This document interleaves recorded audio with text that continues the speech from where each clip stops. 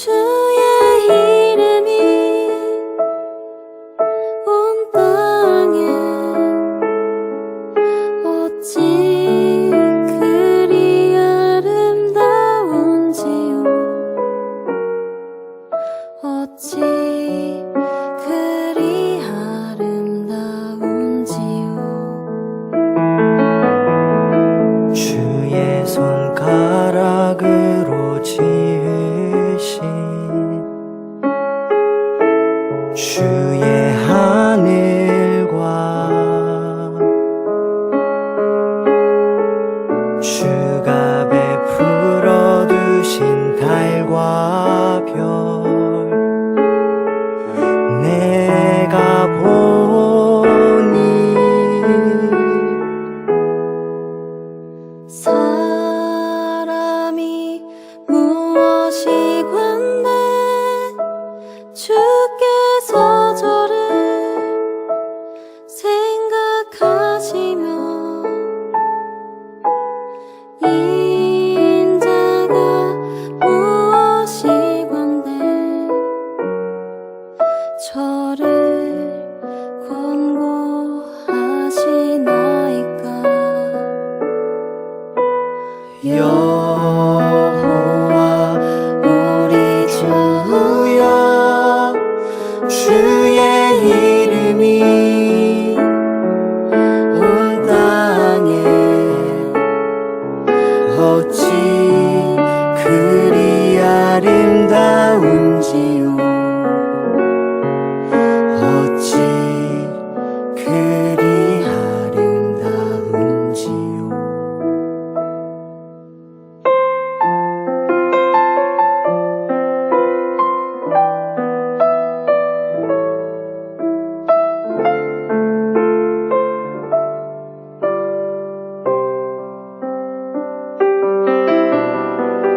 주의 손가락으로 지으신 주의 하늘과 주가 베풀어 두신 달과 별 내가 보니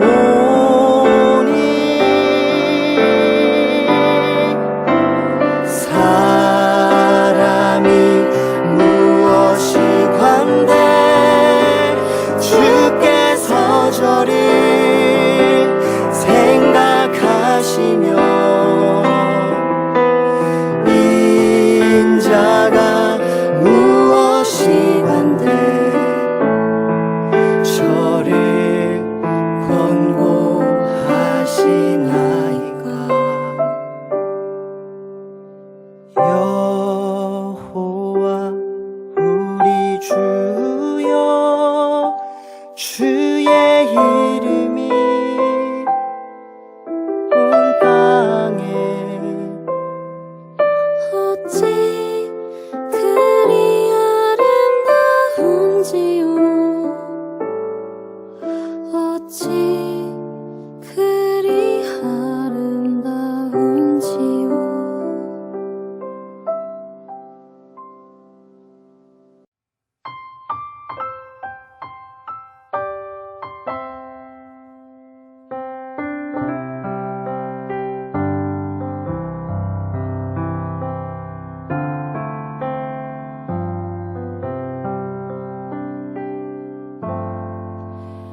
약한 나로 강하게 가난한 날 부하게 눈먼 날 볼 수 있게 주 내게 행하셨네.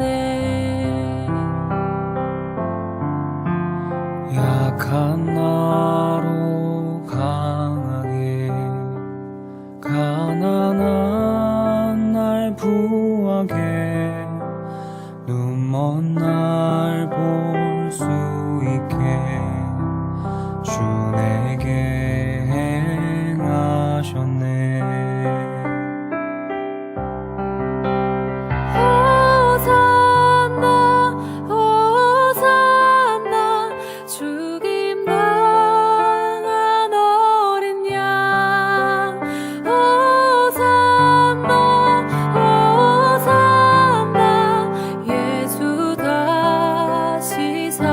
주셨네. 내가 건너야 할까 거기서 내 죄 씻겼네. 이제 주의 사랑이 나를 향해 흐르네.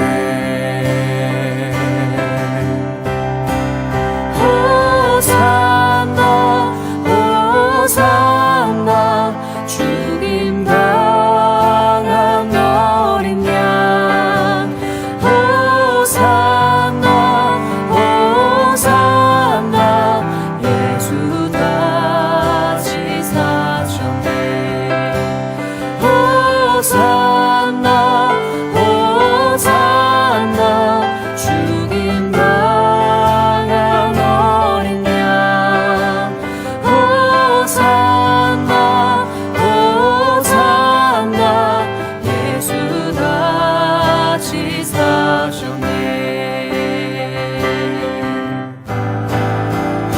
호산나 호산나 죽임 당한 어린 양. 호산나 호산나 예수 다시 사셨네.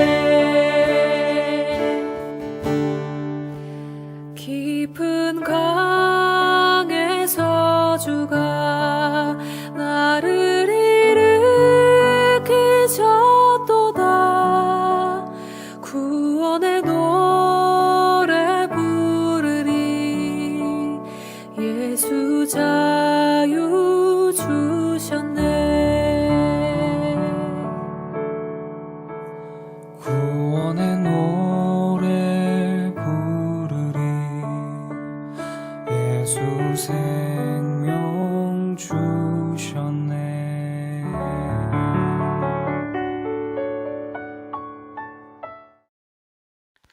오늘의 말씀은 예레미야 30장 12절에서 24절입니다.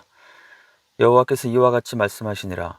내 상처는 고칠 수 없고 내 부상은 중하도다. 내 송사를 처리할 재판관이 없고 내 상처에는 약도 없고 처방도 없도다. 너를 사랑하던 자가 다 너를 잊고 찾지 아니하니 이는 내 악행이 많고 내 죄가 많기 때문에 나는 내 원수가 당할 고난을 내가 받게 하며 잔인한 징계를 내렸도다. 너는 어찌하여 내 상처 때문에 부르짖느냐. 내 고통이 심하도다. 내 악행이 많고 내 죄가 허다함으로 내가 이 일을 너희에게 행하였느니라. 그러므로 너를 먹는 모든 자는 잡아먹힐 것이며 내 모든 대적은 사로잡혀 갈 것이고 너에게서 탈취해 간 자는 탈취를 당할 것이며 너에게서 노략질한 모든 자는 노략물이 되리라.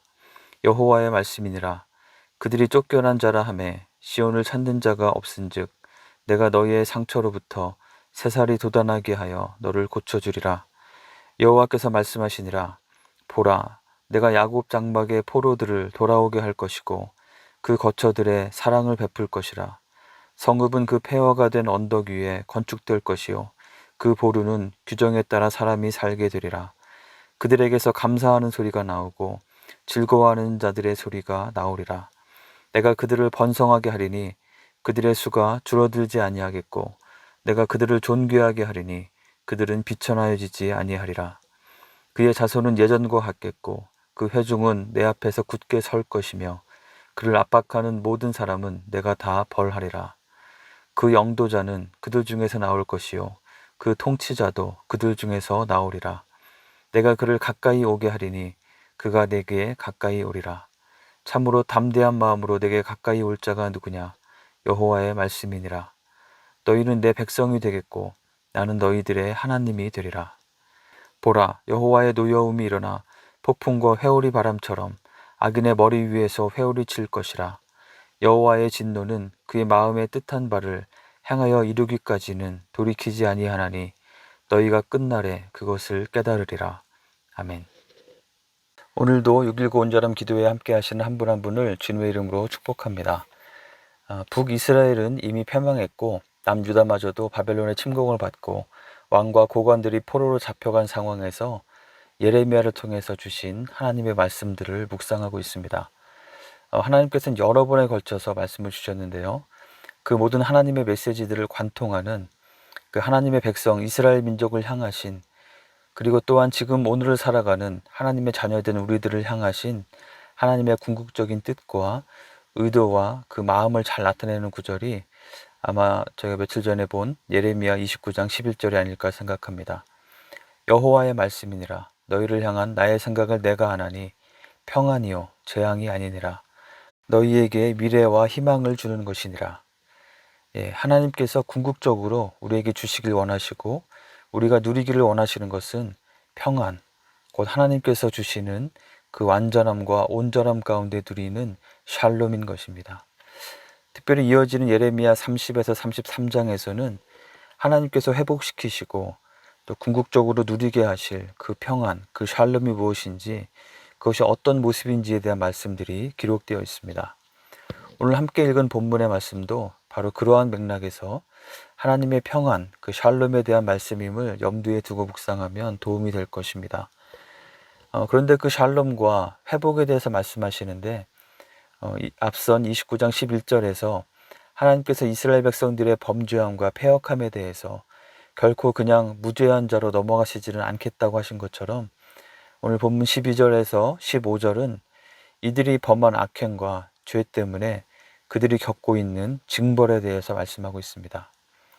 하나님께서 베풀어 주실 회복과 평강을 말씀하시기 전에 이들이 겪고 있는, 그리고 한동안은 더 겪어야 할 징계에 대해서 말씀하고 있는 것입니다. 하나님께서 우리에게 주시는 샬롬은 결코 그저 단순히 밝은 미래에 대한 핑크빛 약속이 아닌 것입니다.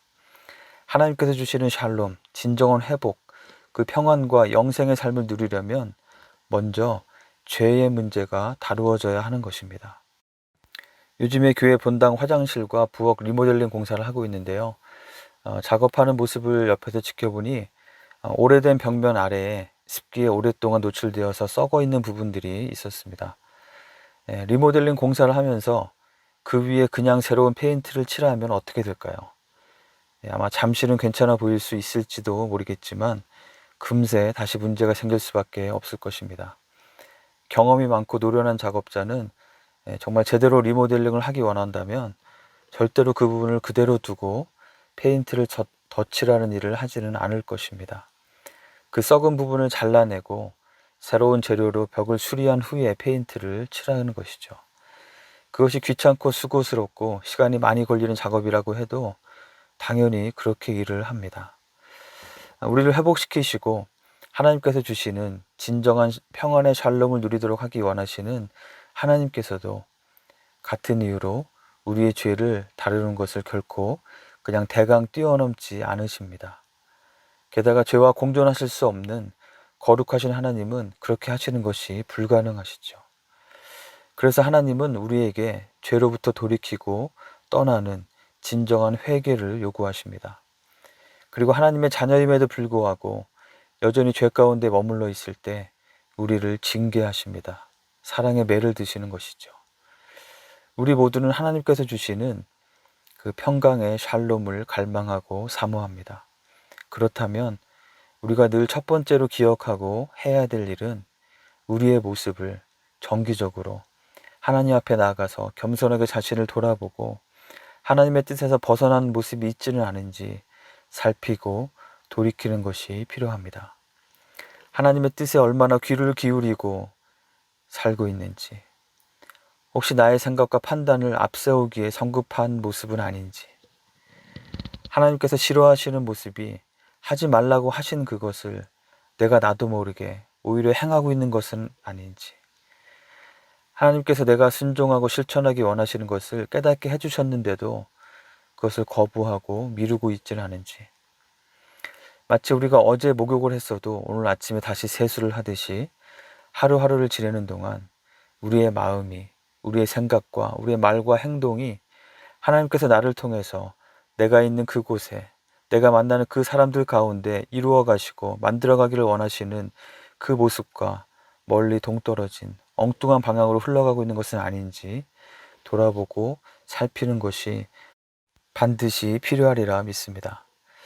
오늘 본문의 16절부터는 하나님께서 이루실 회복과 하나님께서 성취하여 허락해 주실 샬롬에 대한 말씀이 기록되어 있습니다. 이 북이스라엘과 남유대를 괴롭히고 무너뜨렸던 강대국들도 결국에는 그들의 악함을 인하여 하나님의 심판을 받게 될 것이고, 하나님께서는 하나님의 백성들에게 주셨던 언약대로 그들을 다시 회복시키실 것입니다. 이것을 마치 부상을 입고 상처가 났는데 약도 없고 처방도 없이 그 고통을 그대로 당할 수밖에 없는 처지에 있었지만, 그렇게 하나님의 준엄하신 징계를 받게 되었었지만, 그 상처에 새살이 돋아나서 상처가 치료되듯이 하나님께서 하나님의 백성들을 고치시고 회복시키실 것이라는 약속의 말씀입니다. 18에서 21절에는 그 회복의 모습에 대한 묘사가 이어집니다. 사랑하던 자가 다 너를 잊어버리고 찾지 않았었지만 하나님께서 다시 찾으시고 사랑을 베풀어 주실 것입니다. 폐허된 성읍이 건축되어서 사람들이 살 수 있게 될 것입니다. 감사하는 소리, 즐거워하는 소리가 들려지게 될 것입니다. 수가 줄어들지 않고 번성하게 될 것이고 존귀함을 얻게 될 것입니다. 다시 견고하게 서게 될 것이고 아무도 함부로 압박하지 못하게 될 것입니다. 그리고 하나님께서 하나님과 아주 가까운 지도자를 세우셔서 다스리게 하실 것입니다. 그리고 그들이 하나님의 백성이 되고 하나님께서 그들이 하나님이 되시겠다고 약속하십니다. 정말 듣기만 해도 너무 좋고 이것이 우리에게 이루어지기를 간절히 소원하는 그런 모습들이죠. 그런데 이 모든 묘사들을 하나님께서 정말 회복시키셔서 이루어 주실 그 샬롬의 나라에 대한 이 묘사들을 현상적인 것과 좀 더 본질적인 것으로 나누어 본다면 어떻게 나누어 볼 수 있을까요? 현상으로 드러나는 꽃도 중요하지만 더 근본적이고 본질적인 뿌리에 해당되는 것은 무엇일까요? 바로 22절일 것입니다. 너희는 내 백성이 되겠고 나는 너희들의 하나님이 되리라. 우리가 하나님의 백성이 되고 하나님께서 우리 하나님이 되시는 것, 이것은 신구약 전체에 흐르는 하나님의 언약의 핵심적인 내용이고 구원의 본질이라고 할 수 있겠고 우리가 누릴 수 있는 복의 가장 핵심적인 내용이라고 말할 수 있겠습니다. 하나님의 형상대로 지음받은 우리가 죄로 인하여 하나님과 멀어지고 관계가 깨어져서 자유를 주는 것 같지만 실제로는 우리 삶을 더 옥죄이고 모든 관계를 망가뜨리는 죄의 영향력 안에 살 수밖에 없던 우리가 다시 하나님과의 관계가 회복되어서 우리가 하나님의 백성이 되고 하나님이 우리의 하나님이 되어주시는 일, 이것은 이 땅의 그 무엇과도 바꿀 수 없고 비할 수 없는 가장 크고 놀라운 은혜이고 복인 것입니다. 하나님께서 우리에게 주시는 복, 평안, 그 샬롬의 가장 핵심적인 본질은 바로 하나님과의 화목함입니다. 천지를 지으신 창조주 하나님이 나의 하나님, 나의 아버지가 되어주시는 것입니다. 오늘 본문 21절에서 언급되는 영도자, 통치자는 이어지는 예레미야서의 예언들을 유심히 살펴보면 하나님께서 다윗의 혈통으로 보내실 의롭고 완전하신 통치자, 즉 메시아로 연결됨을 보실 수 있을 것입니다. 죄로 인해 누구도 감히 하나님 앞에 마음대로 나갈 수 없지만 하나님께서 가까이 나아오도록 하셔서 하나님의 마음을 부어주시고 세워주신 이스라엘 역사의 후대에 나오는 몇몇 지도자들을 더 넘어서 하나님과 완전한 하나이신 예수 그리스도를 통해서 이루실 하나님 나라에 있는 놀라운 구원과 회복까지도 말씀하고 있는 것입니다. 하나님께서 약속하시고 주기 원하시는 이 샬롬의 가장 핵심적인 본질은 하나님과의 관계 회복입니다. 하나님과의 친밀함입니다. 하나님의 백성이 되고 하나님이 우리 하나님이 되어주시는 것입니다. 우리가 하나님의 자녀가 되고 하나님이 우리 아버지가 되어주시는 것입니다. 이것은 예수 그리스도의 십자가의 구체적인 대속의 사랑으로 우리의 죄를 사하심으로 우리에게 그 길이 열린 것입니다. 그리고 의로우신 통치자이신 예수님, 또한 우리 속에 거하시는 성령님의 인도하심에 순종해감으로 우리가 매일매일의 삶 가운데 구체적이고 실제적으로 누리는 것입니다. 그 무엇보다 이 은혜에 대해서 감사해야 되겠습니다. 이것을 가장 귀하게 여기고 이것을 붙잡으며 살아야겠습니다. 설령 누가 억만금을 준다 해도 이 하나님과의 화목함을 손상시키는 것이라면 하나님의 백성답지 못한 것이라면, 하나님을 나의 하나님으로 인정하는 것에 거리낌이 생기는 것이라면 깨끗이 포기하고 순전한 마음으로 하나님을 기뻐하며 살아야겠습니다. 바로 그 뿌리가 든든하고 건강할 때 그 가운데 진정한 샬롬의 꽃과 열매들이 주렁주렁 풍성히 맺혀지리라 믿습니다. 한편 오늘 본문에 묘사된 이런 샬롬의 삶의 현상적인 모습들 중에 19절에 나오는 그들에게서 감사하는 소리가 나오고 즐거워하는 자들의 소리가 나오리라 라는 표현이 참 마음에 남았습니다. 요즘 여러분들에게서는 어떤 소리가 주로 나오고 있으신가요?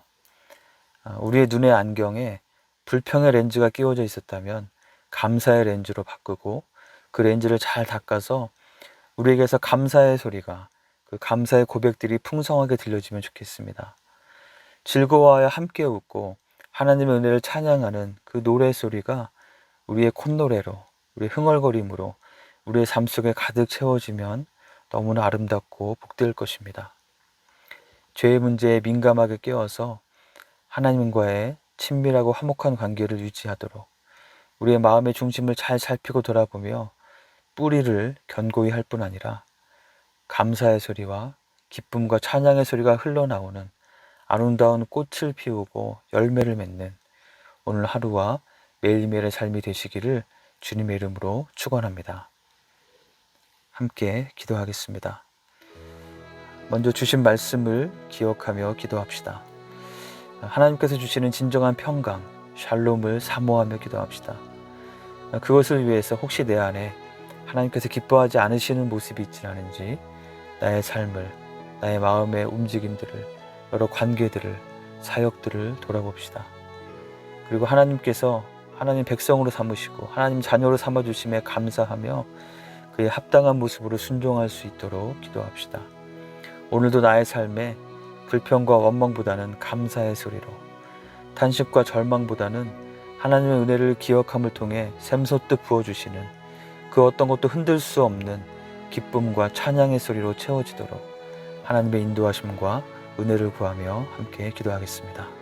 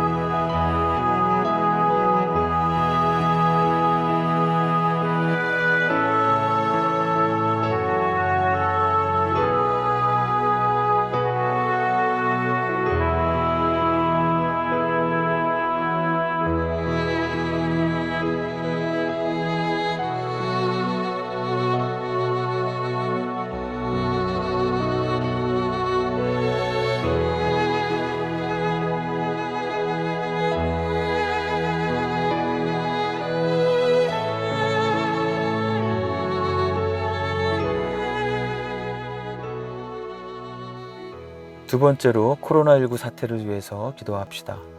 여전히 많은 분들이 재정적으로 또 건강으로 어려움을 겪고 있습니다.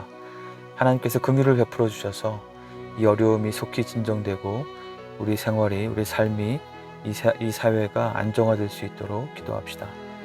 또한 벌써 수개월 동안 바이러스에 노출될 위험을 무릅쓰고 또 피곤함을 무릅쓰고 검사를 진행하고 환자를 돌보는 의료진들에게 힘을 주시도록 기도합시다.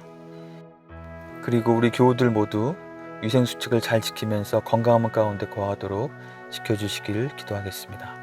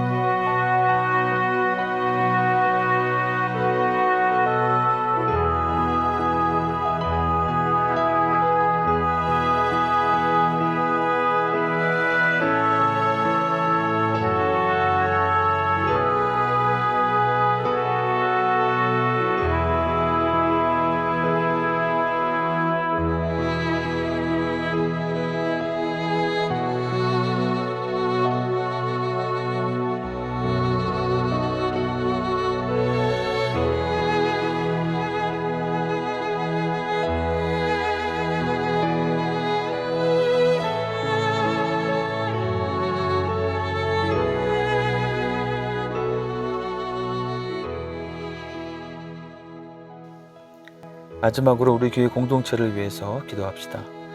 지금 청빙 집회가 준비되고 있습니다. 여러 준비팀들을 통해서 계획하고 준비되는 과정이 순조롭게 이루어지도록, 그리고 안전함 가운데 은혜롭게 진행될 수 있도록 기도합시다. 이 모든 과정을 통해 하나님의 뜻대로 인도하심을 얻고 온 성도가 하나됨을 이루고 또 하나님의 인도하심에 순종하며 성숙해지는 우리 교회 공동체가 될 수 있도록 기도합시다. 그리고 이번 주일부터 가을학기 3시리즈 교육훈련이 온라인 클래스로 시작됩니다. 인도하는 교사들과 참가하는 모든 분들이 주님을 더 잘 알아가고 또 닮아가는 귀한 시간이 될 수 있도록 함께 기도해 주시기 바랍니다.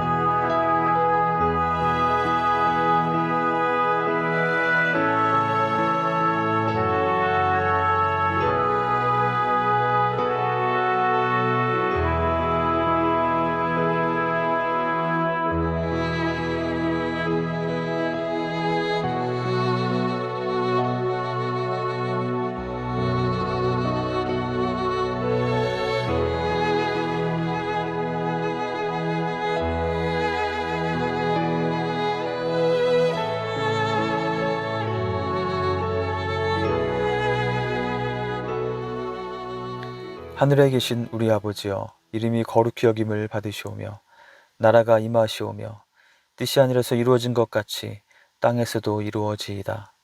오늘날 우리에게 일용할 양식을 주시옵고 우리가 우리에게 죄 지은 자를 사하여 준 것 같이 우리의 죄를 사하여 주시옵고 우리를 시험에 들게 하지 마시옵고 다만 악에서 구하시옵소서. 나라와 권세와 영광이 아버지께 영원히 있사옵나이다. 아멘.